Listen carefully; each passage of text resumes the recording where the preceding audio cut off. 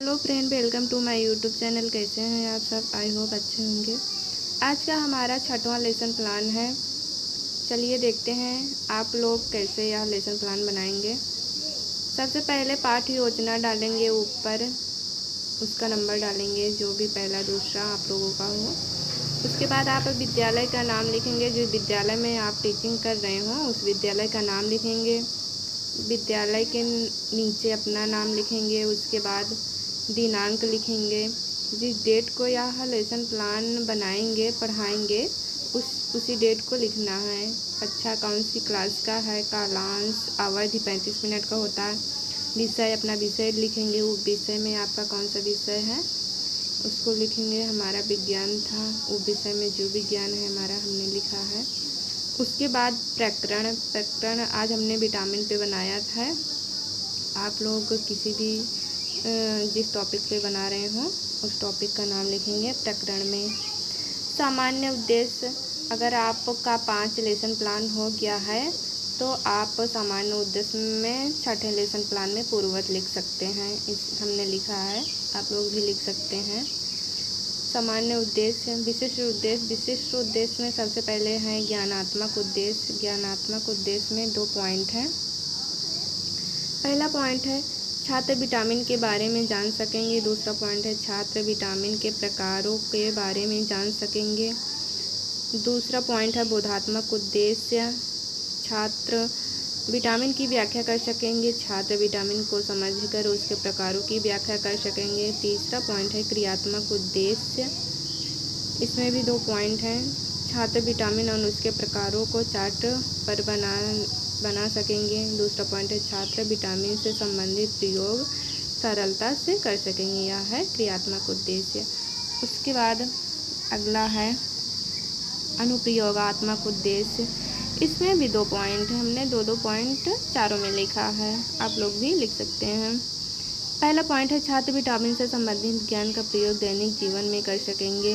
दूसरा पॉइंट है छात्र विटामिन से संबंधित जानकारी का प्रयोग उच्च कक्षाओं में कर सकेंगे। यह आपका विशिष्ट उद्देश्य हो गया। विशिष्ट उद्देश्य के बाद आप आ जाइए शिक्षण सहायक सामग्री। शिक्षण सहायक सामग्री में विटामिन से संबंधित खाद्य पदार्थों और तथ्यों को प्रदर्शित करता हुआ चार्ट पेपर, यह हमने लिखा है। उसके बाद शिक्षण विधियाँ में प्रश्नोत्तर विधि, व्याख्यान विधि लिखी जाएगी और प्रदर्शन विधि। उसके बाद पूर्व ज्ञान में छात्र विटामिन के विषय में सामान्य जानकारी रखते हैं, ऐसा आप पूर्व ज्ञान में लिखेंगे। उसके बाद आप प्रस्तावना प्रश्न बनाएंगे। प्रस्तावना प्रश्न में हमने 4 प्रश्न बनाए हैं। पहले आप 3 कॉलम बनाएंगे क्रमशः छात्राध्यापिका कथन, छात्र कथन। आप छात्राध्यापिका कथन, अगर बॉयज हैं छात्राध्यापक कथन हो जाएगा। पहला क्वेश्चन है हमारा, बच्चों पीले और लाल रंग के फलों और सब्जियों के नाम बताइए। बच्चे आंसर देंगे पपीता, आम, संतरा, गाजर, टमाटर आदि। दूसरा प्रश्न है, इन फलों और सब्जियों का प्रयोग हम किस रूप में करते हैं? बच्चे आंसर देंगे भोजन के रूप में। अगला प्रश्न है हमारा, भोजन के प्रयोग से हमें क्या क्या मिलता है? बच्चे आंसर देंगे आपको ऊर्जा, प्रोटीन, विटामिन, वसा। ध्यान रहे आप प्रस्तावना प्रश्न बना रहे हैं, जिस प्रश्न को आप पूछ रहे हैं उसको बच्चे आंसर दे रहे हैं, फिर उसी आंसर से अगला प्रश्न बनना चाहिए, ऐसा होता है प्रस्तावना प्रश्न। अगला और हमारा लास्ट क्वेश्चन है, विटामिन के विषय में आप क्या जानते हैं? ऐसा आप बच्चों से पूछेंगे तो बच्चे समस्यात्मक हो जाएंगे। यह है आपका प्रस्तावना प्रश्न। उसके बाद उद्देश्य कथन आ जाइए। उद्देश्य कथन में लिखेंगे, बच्चों आज हम विटामिन के विषय में विस्तार से अध्ययन करेंगे, ऐसा आप उद्देश्य कथन में लिखेंगे। फिर प्रस्तुतिकरण में पहले आप 5 कॉलम बनाएंगे।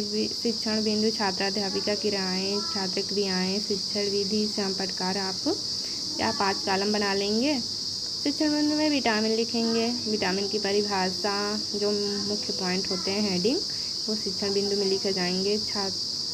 आप छात्राध्यापिका में या छात्र क्रियाएँ में आप व्याख्या करेंगे।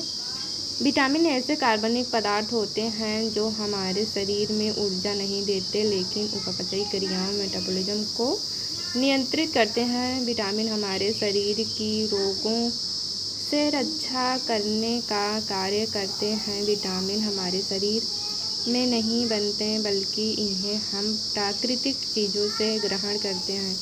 विटामिन की खोज काश्मीर फंक ने की थी। हमारे शरीर में लगभग 13 विटामिन की आवश्यकता होती है। यह आप व्याख्या करेंगे और छात्र क्रिया में छात्र ध्यानपूर्वक सुनेंगे। जब आप व्याख्या करेंगे तो छात्र ध्यानपूर्वक सुनते रहेंगे और मुख्य पॉइंट को अपने कॉपी में लिखेंगे।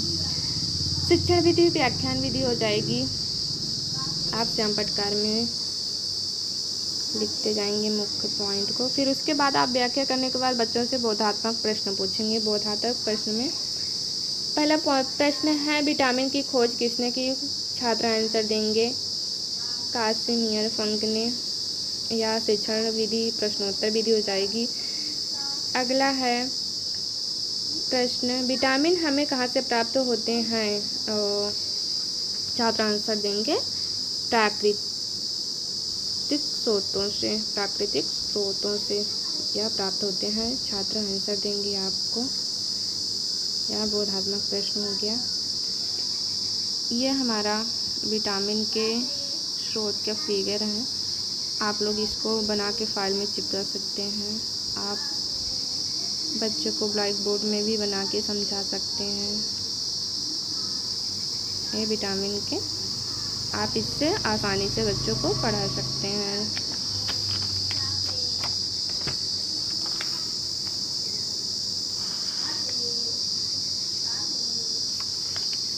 उसके बाद है विटामिन को 2 भागों में वर्गीकृत किया गया है।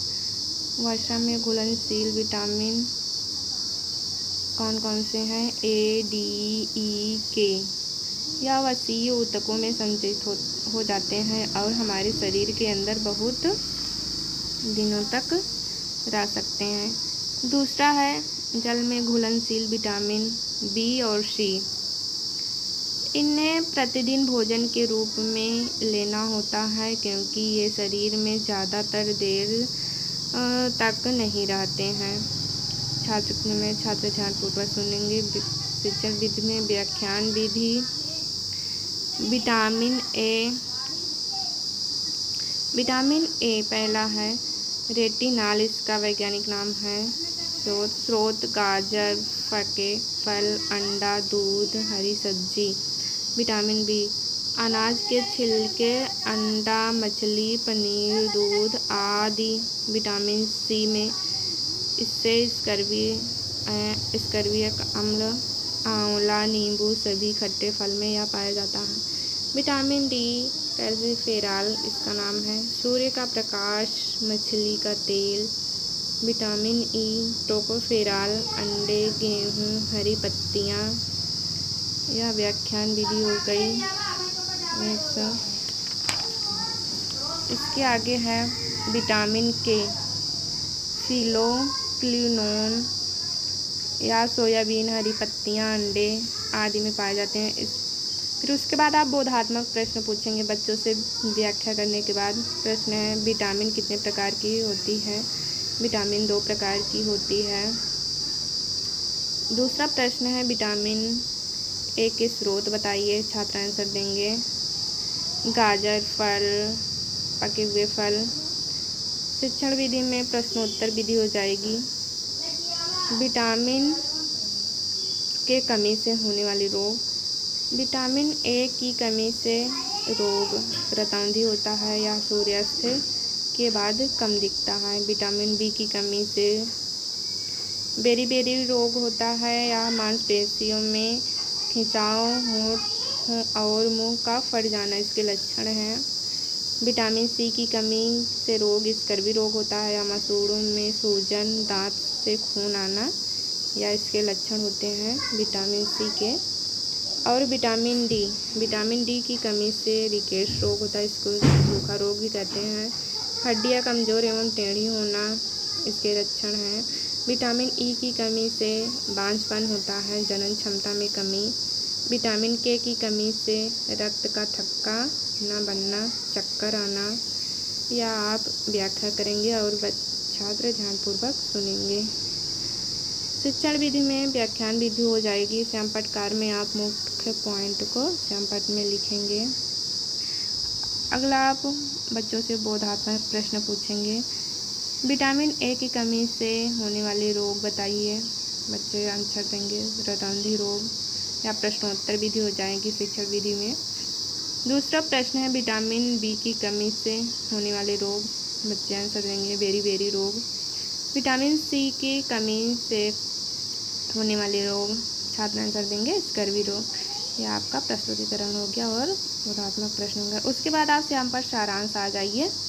श्यामपट सारांश में या आप फाइल में ऐसे लिखेंगे, जितना आपको ब्लैक बोर्ड में लिखना है उतना पूरा श्यामपट सारांश यहाँ पे लिखेंगे। पुनरावृत्ति प्रश्न में आप इतना रख सकते हैं जितना क्वेश्चन आपको रखना हो। हमने 3 क्वेश्चन रखा है। पहला क्वेश्चन है विटामिन की खोज किसने की। दूसरा क्वेश्चन हमारा है विटामिन ई की कमी से होने वाले रोग। और तीसरा क्वेश्चन है विटामिन कितने प्रकार की होती हैं। विटामिन डी की कमी से होने वाले रोग। यह आपका पुनरावृत्ति प्रश्न हो गया। आप और भी क्वेश्चन बढ़ा सकते हैं। आप इसके बाद पुनरावृत्ति के बाद आप निरीक्षण कार्य करेंगे। निरीक्षण कार्य में प्रशिक्षक द्वारा विद्यार्थी के कार्य का निरीक्षण किया जाएगा और उसकी समस्या का समाधान किया जाएगा। इसके बाद आप गृह कार्य करेंगे। गृह कार्य में हमने ये क्वेश्चन रखा है, आप और भी क्वेश्चन बढ़ा सकते हैं। विटामिन के स्रोतों को प्रदर्शित करता हुआ चार्ट पेपर तैयार कीजिए। यह आपका गृह कार्य हो गया। आपका यह पूरा लेसन प्लान कंप्लीट हो गया।